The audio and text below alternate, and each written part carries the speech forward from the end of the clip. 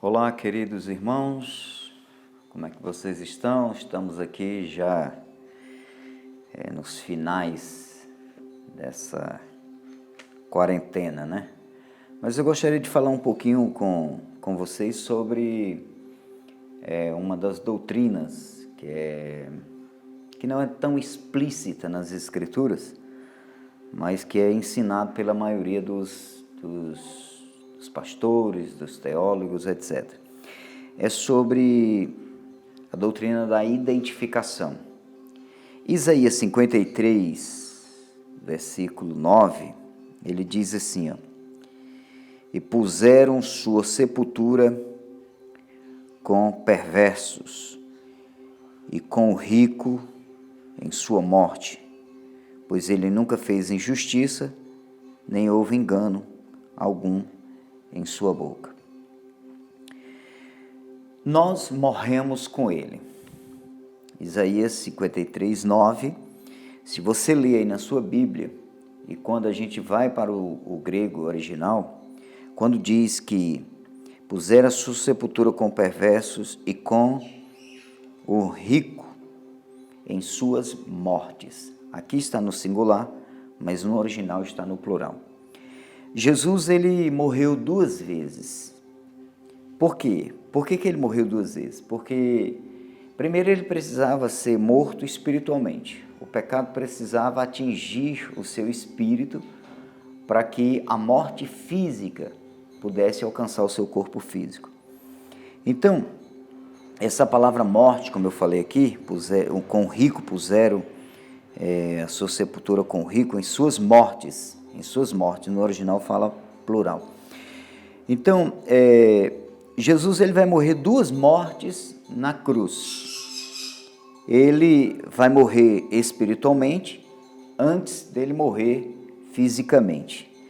Em João 10, 18, diz que ninguém poderia tirar a sua vida, ninguém poderia matá-lo. Por quê? Porque ele não podia ser morto, Jesus não podia morrer. Por que ele não podia? Porque o seu corpo não era um corpo mortal. Ele tinha um corpo terreno, ele tinha um corpo de carne, né? Mas ele não era um corpo mortal. Porque o pecado não tinha atingido o seu espírito para que a morte tivesse legalidade para matá-lo fisicamente. Então Jesus ele tinha um corpo com o corpo de Adão, antes de Adão pecar. Era um corpo perfeito, um corpo humano perfeito, um corpo perfeitamente perfeito, podemos dizer assim. Não era mortal, mas também não era imortal. Era um corpo que não podia morrer, até que o pecado possuísse o seu espírito, como ocorreu com Adão. Adão só vai sentir os efeitos do pecado, a morte física sobre si, depois que ele morre espiritualmente. Então veja bem, em outras palavras, Jesus ele teve que morrer espiritualmente antes, para que o seu corpo físico pudesse ser atingido pela morte.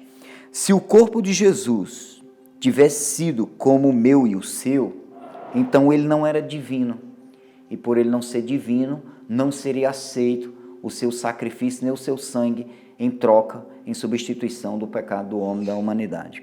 Então, se Jesus ele tivesse um corpo, o corpo dele tivesse sido igual ao meu, o seu, então ele não era divino, ele não era um substituto perfeito e ele não poderia morrer pelos nossos pecados. Ele poderia até morrer, mas não ia surtir o efeito legal perante a justiça de Deus. Então, se Jesus tivesse um corpo igual ao meu, o seu, apenas ele ia morrer como um mártir, como alguém que morre por aí. Não, mas Cristo, ele vai morrer, ele vai dar o seu corpo, ele vai morrer espiritualmente e assim vai morrer fisicamente como um cordeiro perfeito, certo? Então, se ele tinha um corpo como o corpo do primeiro homem, do primeiro Adão, que não era um corpo mortal, ou seja, não era um corpo sujeito à morte. Quer dizer, o que é um corpo que não é sujeito à morte? É um corpo que Satanás não tinha legalidade, esse corpo não era sujeito a Satanás. Então, se Jesus não tivesse revindo com esse corpo, com essa deidade, esse corpo perfeito, ele não poderia ser divino. Mas nós vemos que a raça humana, o que eu quero dizer aqui é que o homem foi com Cristo pregado naquela cruz. E que a raça humana, né, nós morremos, nós fomos crucificados com ele.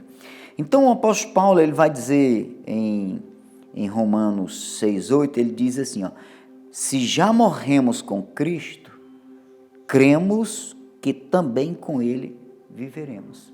Se já morremos com Cristo, cremos que também com ele viveremos. Quando que nós morremos com Cristo? Nós morremos com Cristo quando ele estava na cruz sendo pregado. Então, em 2 Timóteo, deixa eu só achar aqui, 2 Timóteo, eu gosto de mostrar essa passagem aqui para vocês. 2 Timóteo, no capítulo 2:11, ele diz assim, ó, esta afirmação é fiel, se morremos com ele, também com ele viveremos. 2 Timóteo 2:11. Então, nessas escrituras, nós percebemos que nós morremos com Cristo. Quando que nós morremos com Cristo? Quando ele morreu. Isso é identificação, certo? Ele foi o nosso substituto, nós éramos um com ele na cruz, nós éramos um com ele em sua morte, ele morreu sob o nosso julgamento, sob a nossa condenação, ele morreu em nosso lugar, ele morreu porque ele foi feito pecado. Segundo os Coríntios 5:21 diz, aquele que não conheceu o pecado, Deus o fez pecado por nós, para que nele fôssemos feitos justiça de Deus. Então, quando nós o aceitamos, se nós o aceitamos, não pode haver nenhum julgamento para nós. Todo julgamento que era para o homem por ser pecador foi posto em Cristo.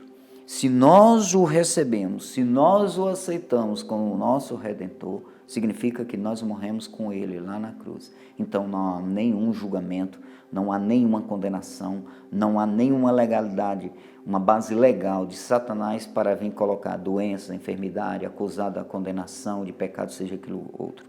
Então, se nós o aceitamos, não pode haver nenhum julgamento sobre nós. Essa é a razão dos judeus quererem matar Jesus, porque eles não entendiam isso. Isaías 53, do 10 ao 12, diz assim, ó, todavia ao Senhor agradou moê-lo, fazendo enfermar. Quando ele der a sua alma como oferta pelo pecado, verá a sua posteridade e prolongará os seus dias, e a vontade do Senhor prosperará nas suas mãos. Ele verá o fruto do penoso trabalho de sua alma e ficará satisfeito.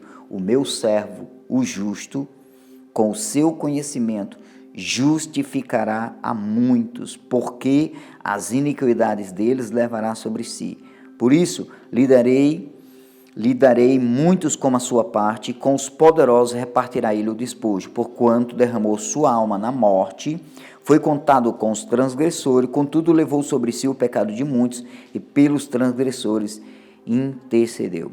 Então isso aqui parece muito claro com aquilo que Paulo falou, que com Cristo nós morremos, se já morremos com Cristo, cremos que com ele viveremos e tal. Então, em nenhum outro lugar nós podemos encontrar esse tipo de conhecimento. Isso é chamado de substituição ou identificação. Isso aqui é chamado de identificação absoluta. Houve uma identificação de Cristo com o ser humano, com a humanidade, e há uma identificação do ser humano quando ele recebe Cristo na sua morte. Isso é uma parte da grande verdade da substituição em profecia. Ele esvaziou a sua vida para a morte. Através dessa morte, nós fomos feitos vivos. Ele foi o nosso pecado que o matou. Ele é a sua justiça que nos dá vida. Ele bebeu o cálice da morte para que nós possamos beber o cálice da vida. Naquele ministério poderoso de Jesus Cristo, antes de se levantar dos mortos, ele destruiu o senhorio da morte. Quando a morte o matou, ele matou a morte a si mesmo, a morte, certo? Quando ele venceu o pecado, né? Ele venceu o pecado, quando ele permitiu que o pecado o vencesse. Ele venceu a Satanás quando Jesus deixou Satanás ganhar o domínio sobre ele.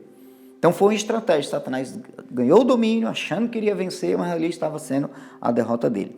Ele venceu a doença quando ele deixou a doença tomar posse dele. Ele se tornou um com Satanás na morte espiritual. Quando o pecado atinge Jesus, quando Jesus morre, certo? Quando ele é atingido, então o que acontece? Ele se tornou um com Satanás para nos fazer um com Deus na vida espiritual. Como eu disse, segundo Coríntios 5:21, aquele que não conhecia o pecado, Deus o fez o pecado por nós, para que nele fosse feito justiça de Deus. Ele se tornou um conosco em fraqueza, ele se tornou um conosco em pecado, ele se tornou um conosco em doença, ele tornou-se um conosco em morte espiritual, para nos fazer um com ele, mesmo em justiça, saúde perfeita e comunhão com o Pai. Ele se tornou um prisioneiro da morte para nos libertar. Na mente da justiça, nós morremos para o pecado, nós morremos para o domínio do pecado, quando nós morremos com Cristo. Aquele que morreu está justificado do pecado, Romanos 6:7. Ele está livre do senhorio da morte espiritual. Havia na mente de Deus,